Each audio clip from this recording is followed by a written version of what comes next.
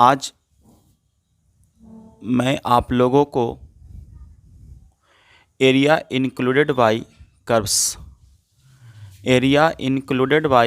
Curves से जो definite integration का एक चैप्टर है उसके बारे में आज आप लोग को सिखाएंगे।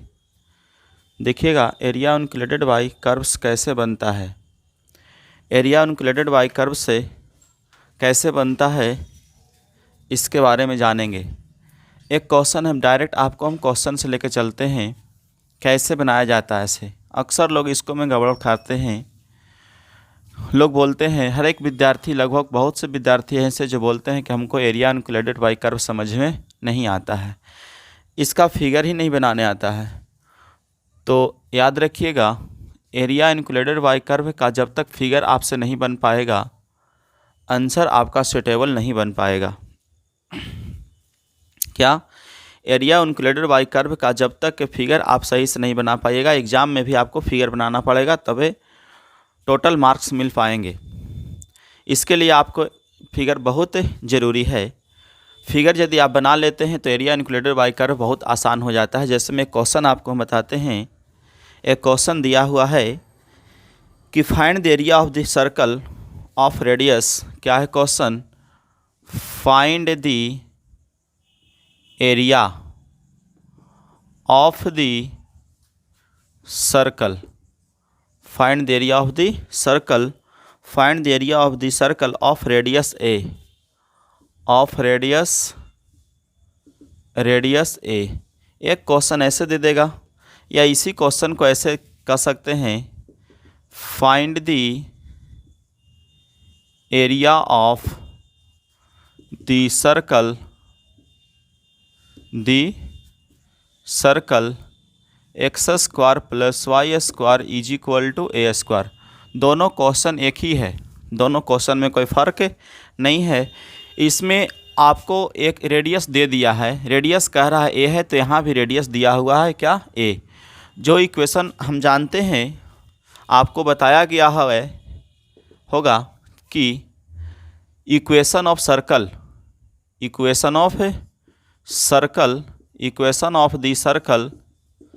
क्या होता है? Equation of the circle is होता है x square plus y square is equal to a square होता है। जहाँ ए क्या होता है? रेडियस होता है। जहाँ पर क्या होता है, इसको ए स्क्वायर ना लिख करके आर स्क्वायर भी कर दीजिए, तो यहाँ पर जो भी स्क्वायर के रूप में होगा उसको रेडियस कर दिया जाता है। क्या हो जाता है? रेडियस हो जाता है। तो अब आप एक सबसे पहले फिगर बनाइए। आप सबसे पहले क्या बनाइए? एक फिगर। किसका बनाना है? सर्कल का। एक सर्कल का आप एक फिगर बनाइए। बन गया? चलिए, सर्कल का सबसे पहले क्या बनाना है? एक फिगर बनाना है। फिगर बन गया। अब इसको में एक्सिस बना दीजिए, एक्स एक्सिस और एक वाई एक्सिस। ये भी बना सकते हैं आप, इतना तो कर सकते हैं। अगर इतना कर सकते हैं तो आप जानते हैं कि बीच वाले पॉइंट को क्या कहा जाता है? ऑरिजिन, जिसका पॉइंट होता है 0 0। इस ऑरिजिन बिंदु को मान लेते हैं ओ, अर्थात सेंटर। सेंटर से परिधि, सरकमफेरेंस, सेंटर से सरकमफेरेंस के बीच की दूरी क्या कहलाता है? रेडियस कहलाता है। क्या कहलाता है? रेडियस। तो यहाँ से यहाँ का वैल्यू भी आर होगा, यहाँ से यहाँ का वैल्यू भी आर होगा, यहाँ से यहाँ का वैल्यू भी आर, यहाँ से यहाँ का वैल्यू भी क्या होगा? आर होगा।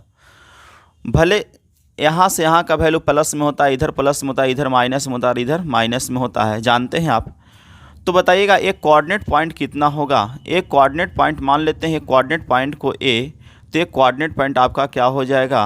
एक कोऑर्डिनेट पॉइंट आपका हो जाएगा आर और 0। आर के मतलब रेडियस, ए के मतलब अगर ए दिया हुआ रहेगा तो ए रेडियस हो जाएगा यहाँ पर। तो क्वेश्चन में आपका क्या दिया हुआ है? ए। तो यहाँ पर क्या कर देते हैं? ए। यहाँ पर कर देते हैं कितना? ए। उसी प्रकार से ए पॉइंट क्या हो जाएगा? एक्स का वैल्यू 0 और वाई का वैल्यू कितना हो जाएगा? ए। तो ये भी आपका पॉइंट आ गया ए, 0 और ए। ये कैसे निकला से समझिएगा।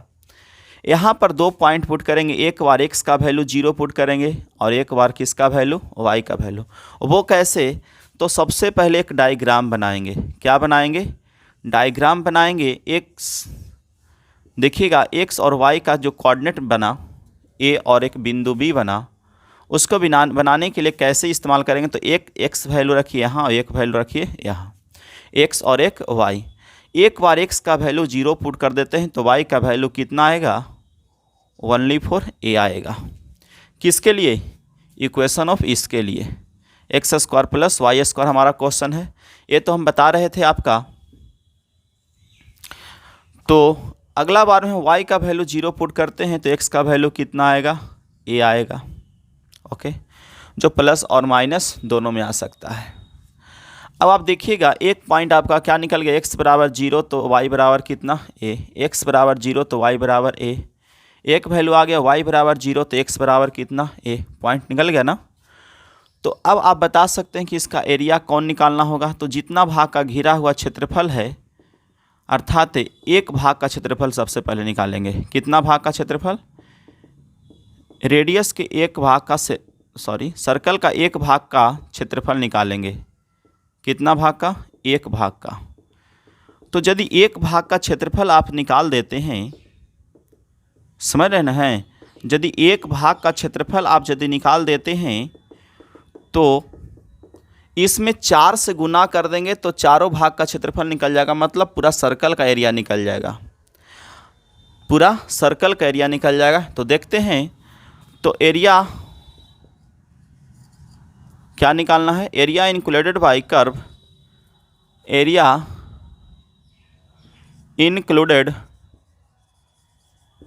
बाय कर्व इज क्या होगा।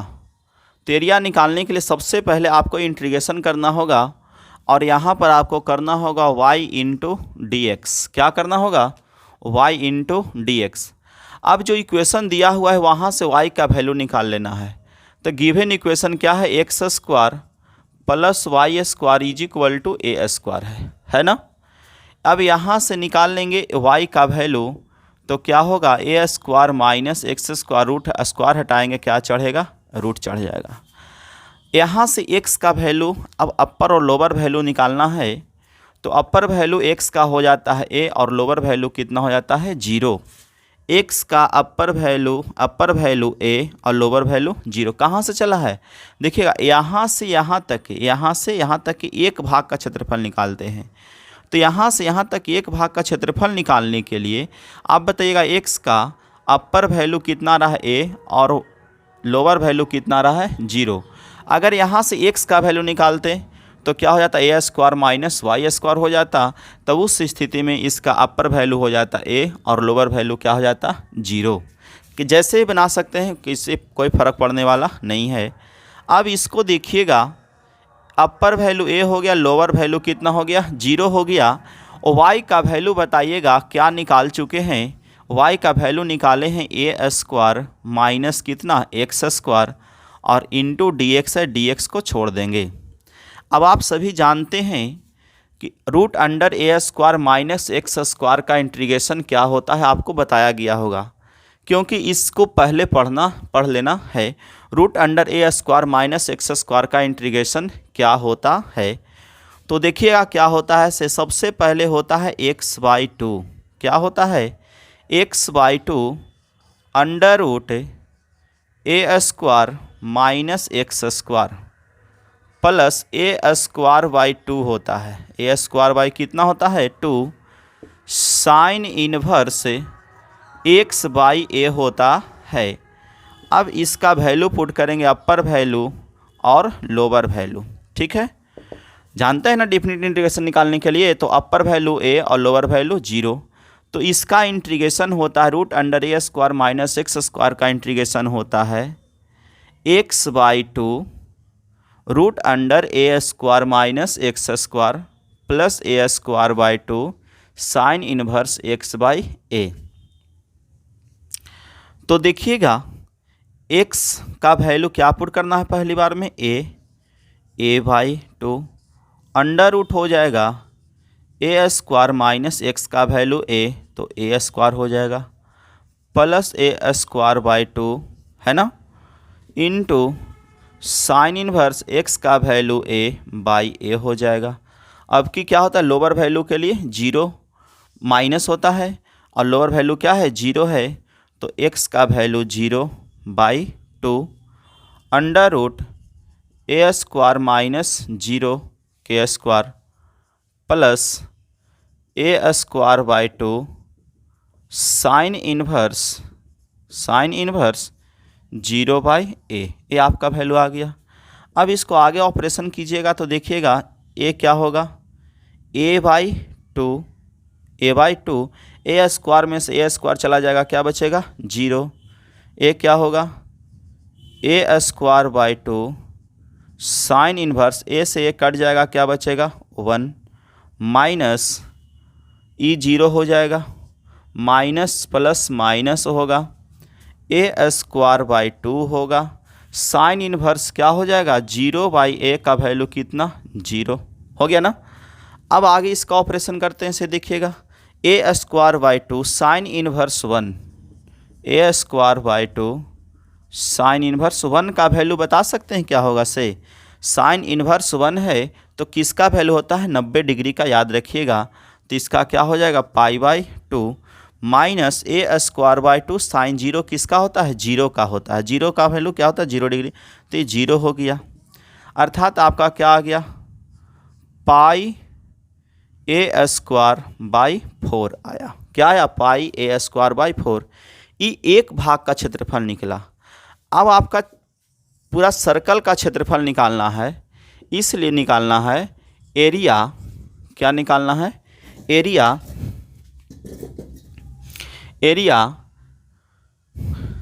included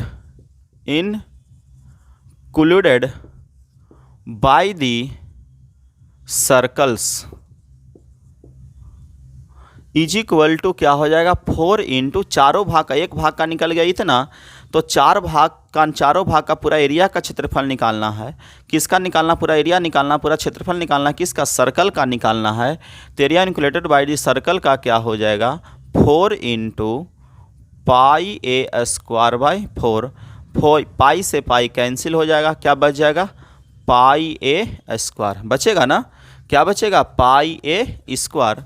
आप जानते हैं कि आपको फॉर्मूला अप्रूव्ड हो गया या आंसर कह सकते हैं।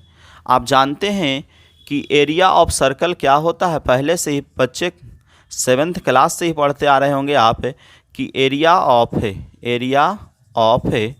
सर्कल क्या होता है, अर्थात वृत्त का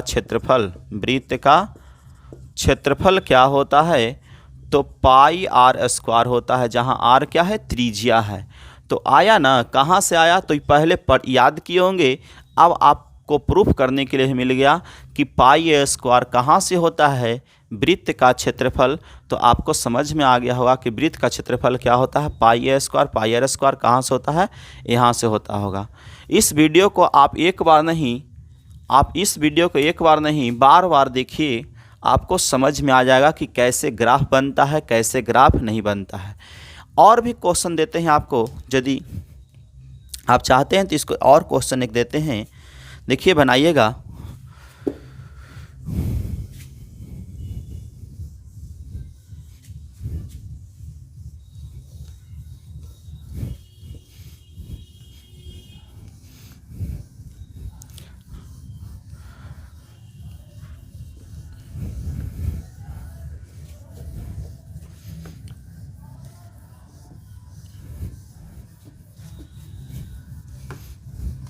यदि ये सीख गए तो आप समझिए कि आपका 4 नंबर कोई नहीं रोक रहा है, 4 नंबर आपको कोई नहीं रोक रहा है, 4 नंबर आपको आ रहा है 12th क्लास के एग्ज़ाम में आ रहा है। देखिएगा अगला क्वेश्चन आपका है, अगला क्वेश्चन इसी प्रकार से एक क्वेश्चन और आपको देते हैं। कहेगा find the area of the ellipse, find the area of the ellipse, क्या कहेगा फाइंड दी, क्वेश्चन नंबर 2 है find the area of the ellipse. Okay, find the area of the ellipse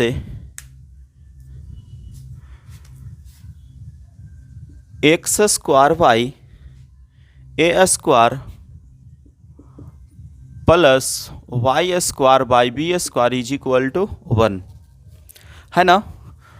तो देखिएगा इसका सॉल्यूशन कैसे होगा। तो सबसे पहले आपको इलिप्स का चित्र बनाना होगा। तो इलिप्स का चित्र आप लोग को आता होगा, 11th क्लास में पढ़ना था। 11th क्लास में जो बच्चे पढ़े होंगे उनको इलिप्स के बारे में बताया गया होगा कि इलिप्स क्या होता है। ज़्यादा यहाँ हम डिस्कशन नहीं करेंगे क्योंकि आपको इसके बारे में 11th क्लास में ही पढ़ना था। तो देखिए इलिप्स क्या है, इलिप्स का फिगर कैसे बनता है, इलिप्स का एरिया क्या होगा, इसके बारे में। तो इलिप्स अंडे के जैसा होता है। इलिप्स कैसा होता है?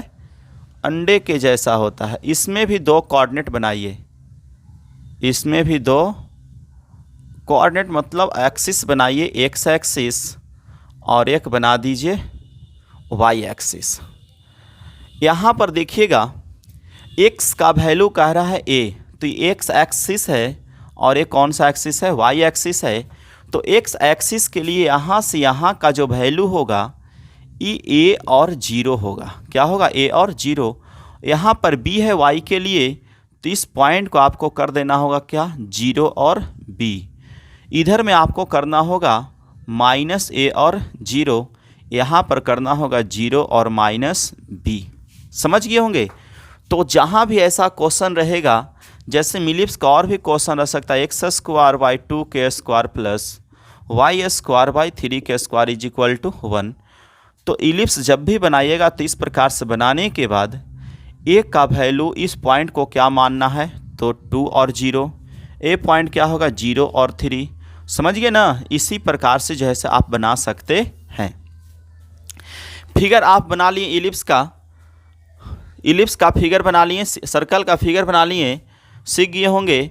अब इलिप्स का फिगर ही आपको सिखा दिए। तो इसका एक भाग का क्षेत्रफल, कितना भाग का? इसका एक भाग का क्षेत्रफल निकालना है। समझिएगा बात के, कितना भाग का?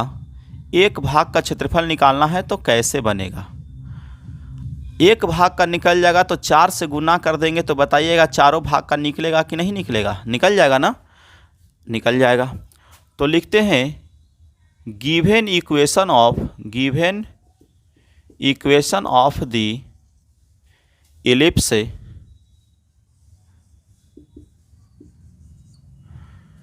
X square by a square plus y square by b square is equal to 1। This implies y square by b square is equal to 1 minus x square by a square. This implies y square is equal to b square into a square minus x square by a square होगा। इसलिए y बराबर आपका क्या हो जाएगा? B by a square minus x square. B square और a square का वर्गमूल निकलेगा तो बी बाई ए बाहर निकल जाएगा, बच जाएगा क्या? Root under a square minus x square. ये समझ में आया ऑपरेशन? चलिए ठीक है। ये निकल गया इलिप्स का इक्वेशन से y का वैल्यू। उसी प्रकार से आप x का वैल्यू भी निकाल सकते हैं। अब देखिए इसमें एक भाग इसका अपर लिमिट और लोअर वैल्यू दिया हुआ, अपर लिमिट और लोअर लिमिट दिया हुआ है। तो लिखेंगे area included by area enclosed by curves of one parts. Curve से इज इक्वल टू हो जाएगा y into d x. Upper value a और lower value 0। Okay, upper value a और लोअर वैल्यू 0 होगा। अब देखिएगा ए और क्या हो गया? 0। y का वैल्यू क्या है से देखिए यहाँ से निकाल चुके हैं, b by a under root a square minus x square into d x. बताइएगा बी बाई ए को क्या कर सकते हैं? कांस्टेंट है, इसका बाहर कर सकते हैं। ए और क्या हो जाएगा? 0 अंडर रूट बच जाएगा a square minus x square into d x. आप बताइए इसका इंटीग्रेशन आप पढ़ चुके हैं। बी बाई ए क्या होता है? X by a x by 2 under root a square minus x square plus a square by 2 sine inverse x by a होता है x by two root under a square minus x square plus a square by two sine inverse x by a. Upper value a और lower value कितना 0। अब इसका निकालते हैं, आगे operation किया जाता है तो निकलता है, देखिएगा बी बाई ए, एक्स का वैल्यू ए एक बार और एक बार कितना 0, तो a by two under root a square minus a square plus a square by two sine inverse a by a. एक पार्ट निकल गया माइनस अपर वैल्यू के लिए। जैसे ही लोअर वैल्यू को पुट करना शुरू करते हैं माइनस लगता है, एक्स का value 0 by two under root a square minus 0 के square plus a square by two sine inverse 0 by a हो गया होगा। ये क्या होगा बी बाई ए, इसका value 0 plus a square by two sine inverse 1 minus ये 0 हो जाएगा, ये क्या होगा a square by two sine inverse 0 हो गया। ये क्या होगा बी बाई ए। ऑपरेशन कीजिए, ऑपरेशन सीख गए तो कोई मैथ कोई भारी चीज़ नहीं है। A square by two sine inverse 1 का वैल्यू कितना होता है पाई बाई 2 होता है माइनस ए स्क्वायर बाई 2 इसका वैल्यू होता है 0। ये क्या हो गया b by a square by pi a square by 2 दूना 4 हो जाएगा, ए 0 हो जाएगा, ए से एक ए कैंसिल हो जाएगा, तो ए बी पाई बाई 4 निकल गया एक भाग का क्षेत्रफल।